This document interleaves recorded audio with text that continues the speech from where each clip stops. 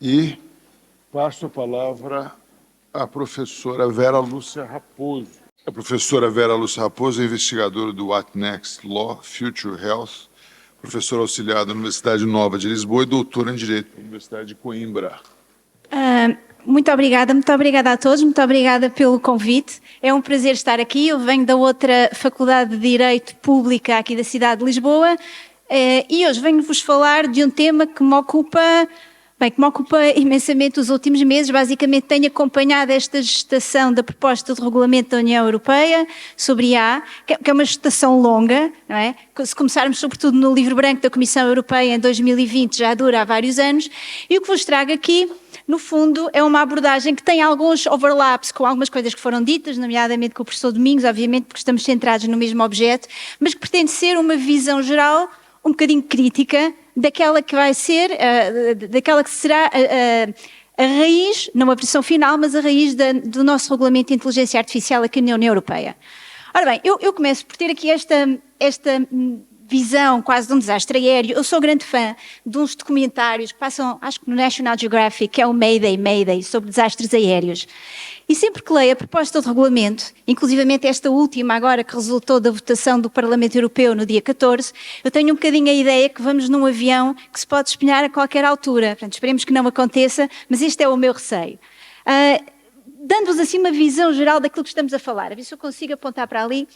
A proposta de regulamento baseia-se no modelo de avaliação de risco. Não é um modelo novo, nós na União Europeia trabalhamos regularmente com ele.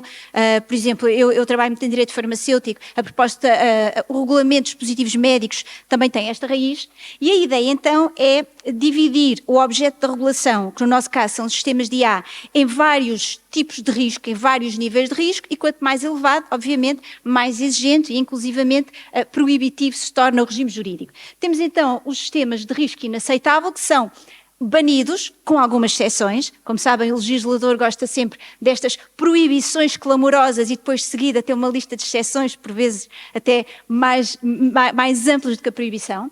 Depois temos os sistemas de alto risco, que são permitidos, embora dentro de requisitos bastante apertados, e depois temos os sistemas de baixo risco, que por sua vez se dividem em risco limitado e risco mínimo, que têm muito poucas proibições. O risco que aqui falamos é para a saúde, segurança e direitos fundamentais. Ora bem, eu vou começar pelos riscos inaceitáveis, estão no artigo 5, originariamente na proposta da Comissão Europeia divulgada em abril de 2021, o que é que nós tínhamos aqui?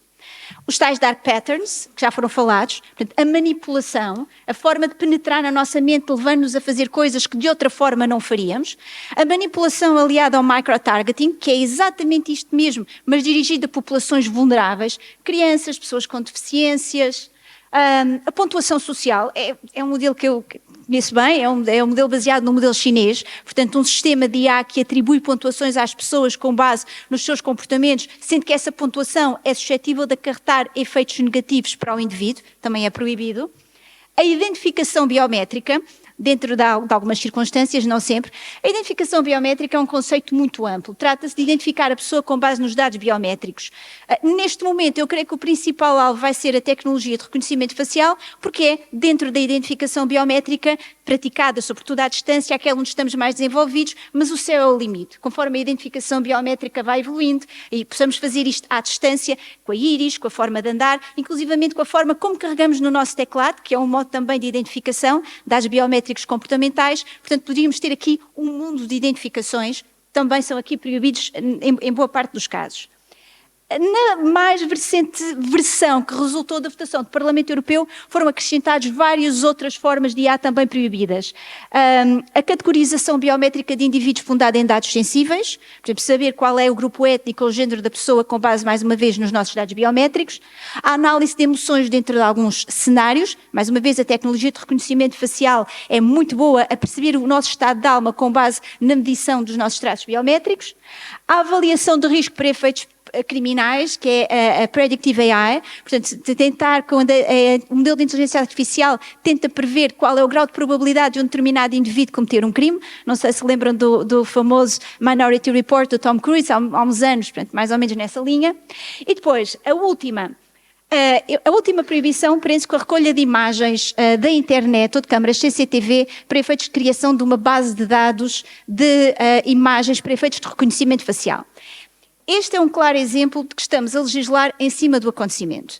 Isto foi fomentado por uma companhia neozelandesa que é a Clearview AI, que anda aí pelos Facebooks e pelas redes sociais a caçar as nossas fotografias, criando uma enorme base de dados que está a vender a polícias de todo o mundo, proibida em praticamente todos os países, querer continuar a fazer negócio, e isto já nos mostra um dos grandes desafios desta proposta de regulamento. Nós estamos a legislar a quente em cima do acontecimento. Não pode ser de outra forma. A IA está-se a desenvolver enquanto estamos a fazer o regulamento, mas eu acho que todos sabemos os grandes perigos que existem em nós estarmos a legislar enquanto as coisas estão a acontecer, a legislar a quente para um caso concreto. Esta é uma proibição para um caso concreto. Sem prejuízo de outras companhias, obviamente, terem já percebido o potencial de negócio, o CEO já está, digamos que multimilionário, e, portanto, outras poderem vir a abrir com este tipo de negócio que agora seria proibido. Depois temos os sistemas de alto risco. Eu atrevi-me a fazer um copy-paste da versão atual do artigo 6, tal como resultou da votação do Parlamento. É muita coisa, muito complexo. Aliás, todo o regulamento é muita coisa e muito complexo. Eu vou tentar sumariar o que ali está. O que é que são sistemas de alto risco? São sistemas de inteligência artificial que ou são parte de um outro produto, ou são eles próprios um produto independente, e que ou já são objeto de uma regulação harmonizadora por parte da União Europeia e que estão elencados no anexo 2, por exemplo, estou a falar de dispositivos médicos, estou a falar, por exemplo, de brinquedos, ou então são sistemas de IA que criam um alto risco para, e aqui está, para a saúde, para a segurança ou para os direitos fundamentais das pessoas e que estão também listados no anexo 3 da proposta de regulamento. Muitos têm a ver, por exemplo, com a educação, com infraestruturas sensíveis, mais uma vez com reconhecimento facial, nos casos em que não é proibido. É mais ou menos disto que estamos a falar. Ora bem, para estes sistemas de alto risco existe um controle muito apertado. E temos um controle ex ante comercialização e um controle ex post comercialização. O ex ante prende-se com a exigência de uma lista muito extensa e detalhada de requisitos, e só se esses requisitos forem cumpridos é que o sistema pode entrar no mercado, e o ex post é quando o sistema já está no mercado avaliar a sua performance. Algumas breves palavras. O controle ex ante. O controle ex ante destina-se a conseguir obter aquela marquinha azul, aquele símbolo azul que os senhores tão bem conhecem, encontram-no em muitos produtos que estão uniformizados pela legislação europeia, é a marcação CE de conformidade. E só assim é que eles podem entrar no mercado. Mas o que é preciso para conseguir a célebre marca azul? Ora bem, é preciso passar por um crivo todo de requisitos que foram originariamente formulados pelo grupo de especialistas de alto nível de IA, e que passam, por exemplo, por dados e governança de dados. Os dados são essenciais para a IA. A IA precisa de dados como nós precisamos de água e de comida. Aqui o que está em causa são as bases de dados usadas para treinar o sistema de IA. Supostamente têm que ser completas, sem erros. Claro que isto é utópico. Não há bases de dados completas e sem erros e, por isso, nas mais recentes versões, o artigo 10, número 3, já diz na medida do possível. Vamos tentar fazer o nosso melhor, mas é quase uma obrigação de meios, não tanto resultados. Transparência. Divulgação de informações, neste conceito de transparência utilizado na proposta de regulamento é muito amplo. Na verdade, o que nós aqui temos é transparência e explicabilidade, que eu creio que são coisas diferentes, mas a proposta de regulamento trata quase como uma única realidade. A supervisão humana, o Human Switch, do qual o professor Domingos Farinho já falou. Precisão, robustez e cibersegurança, rastreabilidade e auditabilidade. Ou seja, vamos ter que manter documentos, demonstrar a nossa compliance com todos os requisitos, fazer logs contínuos. Basicamente, se houver alguma auditoria, eu tenho que conseguir demonstrar que estou a cumprir todos os requisitos. Se tudo isto for cumprido, temos a luz verde, ou melhor, a luz azul, porque obtemos a marca azul de conformidade europeia. Sobre a avaliação de conformidade, eu, na verdade, tenho aqui algumas questões. Como em boa parte dos nossos modelos de avaliação de risco, estamos aqui perante uma autoavaliação de conformidade. Ou seja, é o próprio AI developer que, na maior parte dos casos, avalia se está a fazer as coisas bem. Eu próprio controlo-me a mim mesma. Isto não é novo, vão encontrar isto no regulamento dos dispositivos médicos, para os dispositivos de grau 1, vão encontrar isto, de certa forma, no regulamento de proteção de dados. Porque se nas versões anteriores da diretiva de proteção de dados, quando havia processamentos mais sensíveis, era necessário pedir uma autorização à autoridade autoridade de proteção de dados. Como sabem, hoje em dia isso não acontece. Quando estamos em processamentos sensíveis, o que fazemos é que o próprio responsável pelo tratamento dos dados faz o seu autocontrole, não é? Mediante uma avaliação de impacto. Portanto, nós estamos habituados a isto. O estarmos habituados, e pelos vistos deve funcionar bem, não significa que este modelo não esteja isento de críticas. Porque é claro que se gera aqui uma questão de confiança ou desconfiança. Como é que eu vou confiar num modelo onde sou eu própria que me controlo a mim mesma? Há aqui uma ideia também de confiança para com a comunidade que temo que não esteja totalmente assegurada.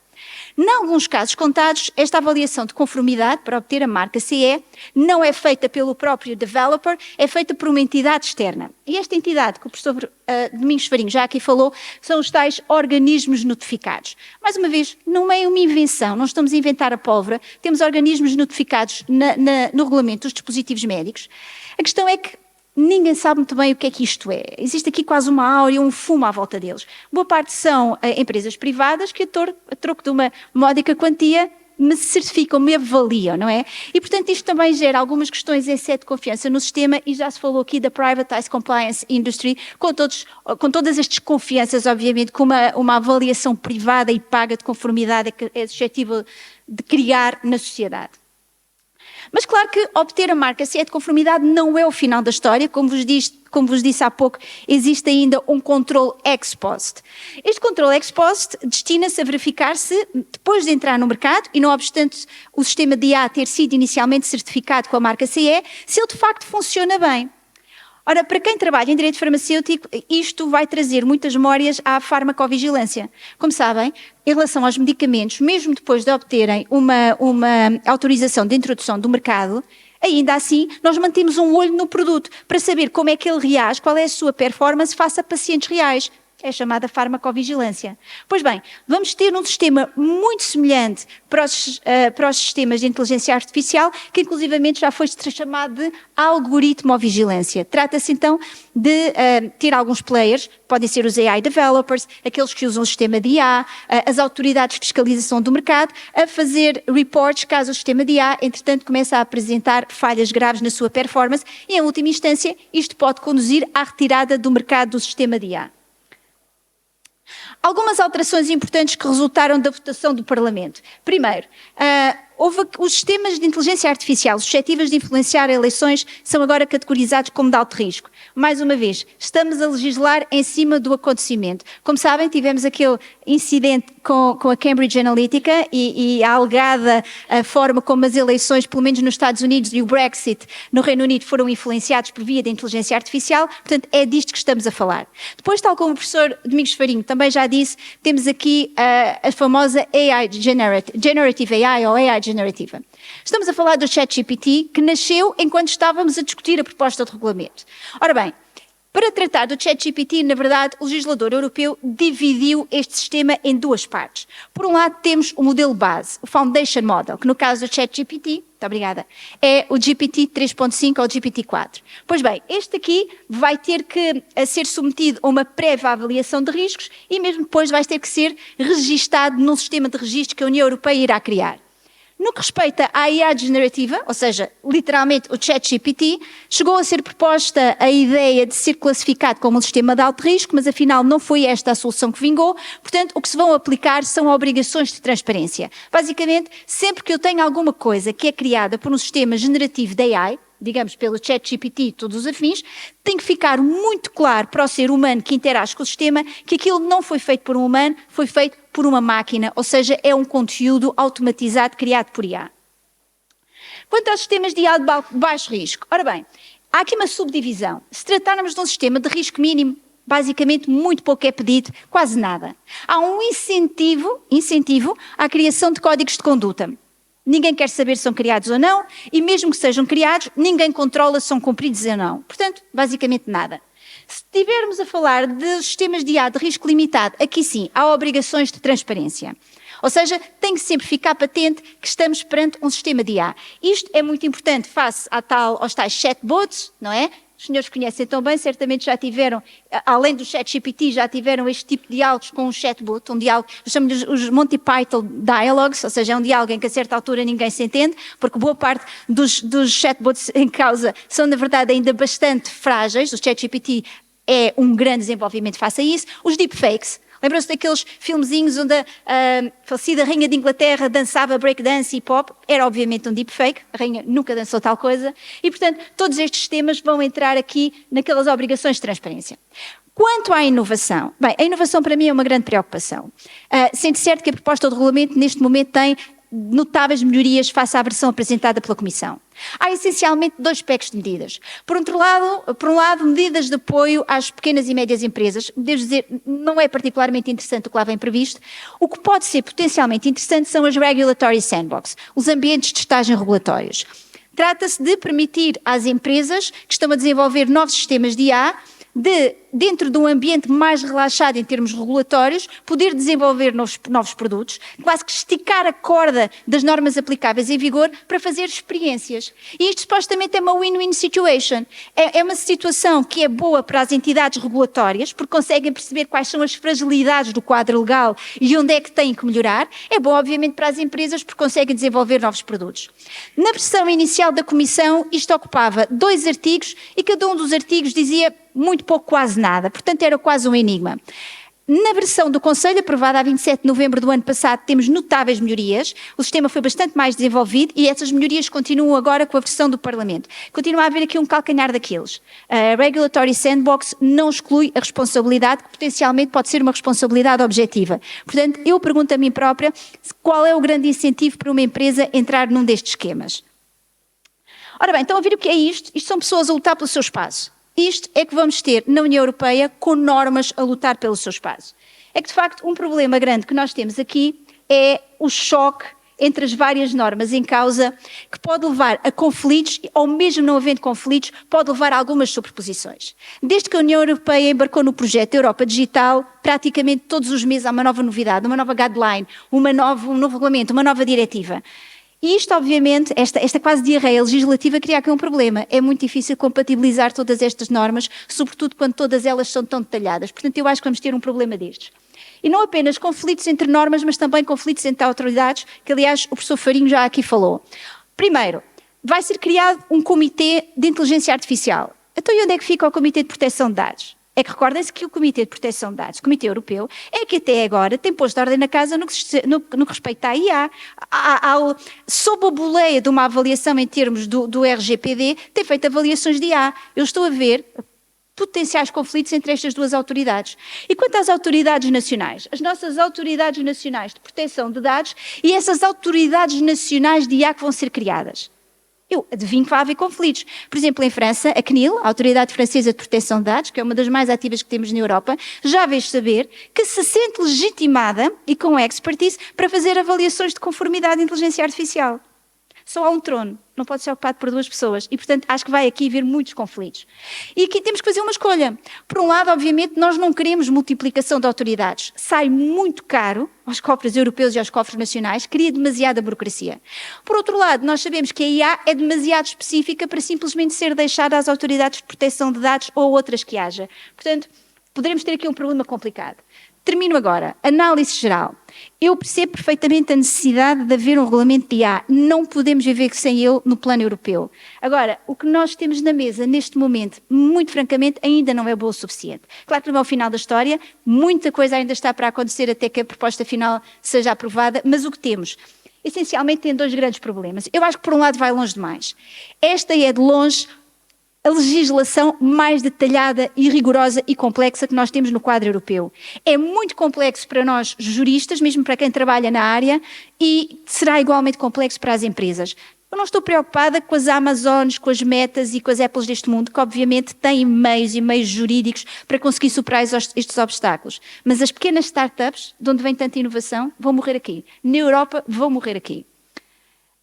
E isto leva-me então para outra grande questão. Se por um lado vai longe demais, por outro lado não vai longe o suficiente. Em termos de inovação, temos claramente aqui um gap inovatório e eu creio que facilmente seremos ultrapassados pelos outros players no mercado internacional. Deixo-vos aqui com algumas das coisas que tenho escrito sobre a matéria. Caso alguém tenha curiosidade, pode-me contactarem, todos estão open access. E termino com a esperança de que, efetivamente, o nosso Mayday não vá desembocar neste avião a despenhar-se. É a minha esperança como cidadã europeia, mas eu acho como cidadãos do mundo, porque se levarmos a sério o efeito Bruxelas, aquilo que nós fizermos na Europa com o regulamento europeu irá influenciar todas as leis de IA em todo o mundo. E, portanto, que os deuses de inteligência artificial nos ouçam. Muito obrigada.